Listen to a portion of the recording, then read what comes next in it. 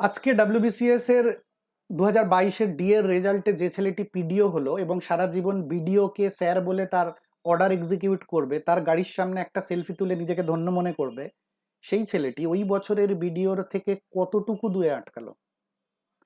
যে ছেলেটি চাকরিটাই পেল না ডি গ্রুপে ইন্টারভিউ দিয়ে, সে ঠিক ওই বছরের বিডিওর থেকে কতটুকু দূরে আটকে রইল? এই পরিসংখ্যানটা দেবো আমরা এখানে। কোনো মোটিভেশনাল লেকচার নয় বা কাট অফ নিয়েও কেন হাই কাট অফ এসব অ্যানালিসিস নয়। আমরা দেখব তোমার পজিশনটা ঠিক কতটা দূরে আটকায়, যেটা দেওয়ার সুযোগ তৈরি করে দিয়েছে 2022-এর ডি এর রেজাল্টের কিছু এক্সট্রা তথ্য। সুতরাং আমরা একদম ভিজুয়ালি পিকচারের মাধ্যমে যদি সেটা দেখতে পারি, তাহলে এই যে বারবার পরাজয়ের ব্যারিকেড, সেটা আমরা ভাঙতে পারবো। সরাসরি যায় যারা ফ্রেশার্স, তারা যাতে এই ট্রাবলটা ভবিষ্যতে ফেস না করো। যারা অলরেডি ফেস করছো, তারা পরিষ্কার এই পিকচারের মাধ্যমে বুঝতে পারবে, নিজে ক্লিয়ার করতে পারবে যে কোন জায়গায় রয়েছে। আত্মসংশয় তৈরি করে ডিলেমার মধ্যে যাবে না। আমি এখানে দুটো ছবি নিয়েছি 2022-এরই। 2022-এর এ গ্রুপের কাট অফ মার্কসের যে লিস্ট, তখন কমন মেরিট লিস্টে কাট অফ মার্কসটা দেয়া থাকতো না, এখন এটা পিএসসি প্র্যাকটিস করেছে, যার ফলে ক্লিয়ার পিকচারটা, যেটা আমি আজকে আলোচনা করছি, এটা দেওয়া সম্ভব হচ্ছে। খুব ভালো করে শুনবে, আগে এই ধরনের আলোচনা আমি কখনো করার সুযোগ পাইনি।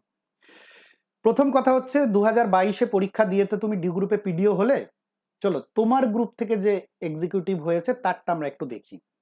ওই বছরে 1057 ইউআর ক্যাটাগরি নিয়ে আলোচনা করলেই হবে, কারণ তার বাকি ক্যাটাগরির ক্ষেত্রে তুলনামূলক আরো ব্যাপারটা সহজতর।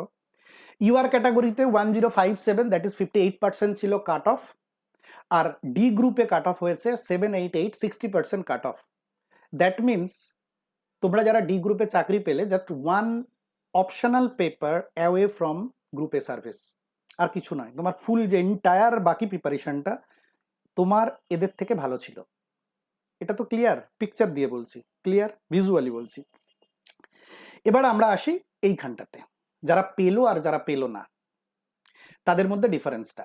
যে পেয়েছে 788 পেয়ে 178 জন ক্যান্ডিডেট এর উপরে নাম্বার পেয়েছে, আর 773 পেয়ে কমন মেরিট লিস্টে নাম র্যাঙ্ক হচ্ছে 349। দ্যাট মিনস 15 নাম্বারের ডিফারেন্সে 171 জন ক্যান্ডিডেট বাদ গেছে। 1% নাম্বারের ডিফারেন্সে 171, যতজন পেয়েছে ঠিক ততজন বাদ গেছে 1 নাম্বারের ডিফারেন্সে। আচ্ছা বলো তো, এদেরকে যদি পাশাপাশি দাঁড় করিয়ে রাখি, তাদের প্রিপারেশনের কোথাও তুমি মার্ক করতে পারবে যে এ ভালো ক্যান্ডিডেট, এ খারাপ ক্যান্ডিডেট?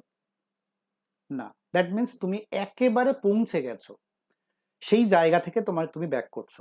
আরো একটু ভালো করে যদি বলি, এদেরটা ছেড়েই দিলাম, এই যে 171 ডি গ্রুপেও চাকরি পেল না, এবং তাদের মধ্যে যে ধারণা তৈরি হয়েছে যে ডিতেও যখন পেলাম না, তাহলে আমার পক্ষে এ গ্রুপের স্বপ্ন দেখাটাই বৃথা, বিসিএস এর স্বপ্নটাই বৃথা, অনেকে ভাবতে পারো।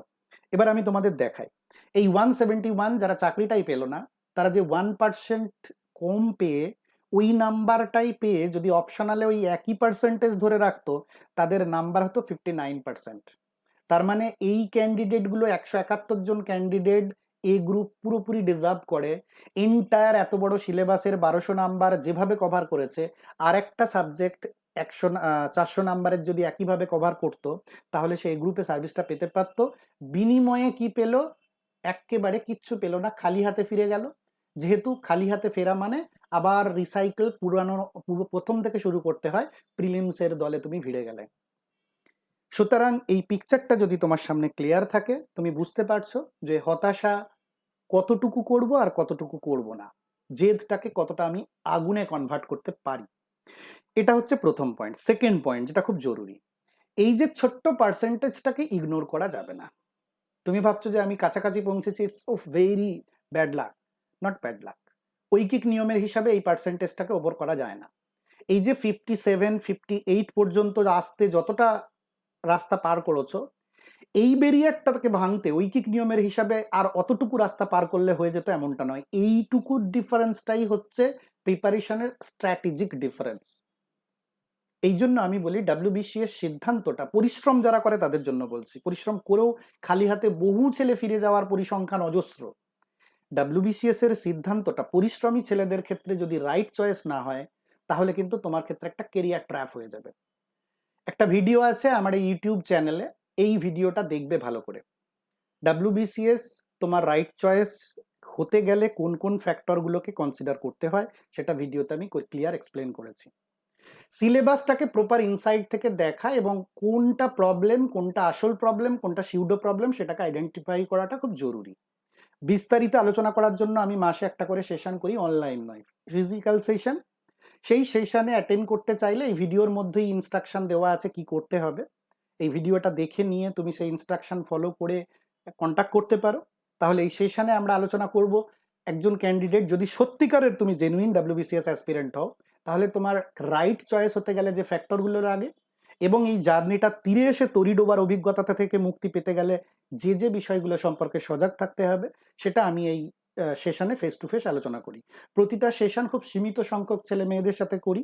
সুতরাং যারা এই সেশনটা অ্যাটেন্ড করতে চাও, তারা এই ভিডিওটার দেখে ইনস্ট্রাকশন অনুযায়ী ফলো করে যেটা বলা হয়েছে সেভাবে কন্ট্যাক্ট করো।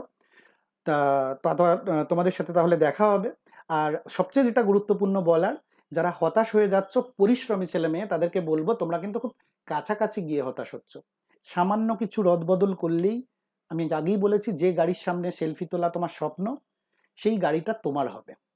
তো সুতরাং এই যে ডিফারেন্সটুকু খুব কাছে গিয়ে পৌঁছে যাতে ফিরে আসতে না হয় জেনুইন অ্যাসপিরেন্টদের, সেই প্রচেষ্টা তোমরা চালাবে। তোমাদের সাথে আমি থাকার চেষ্টা করব।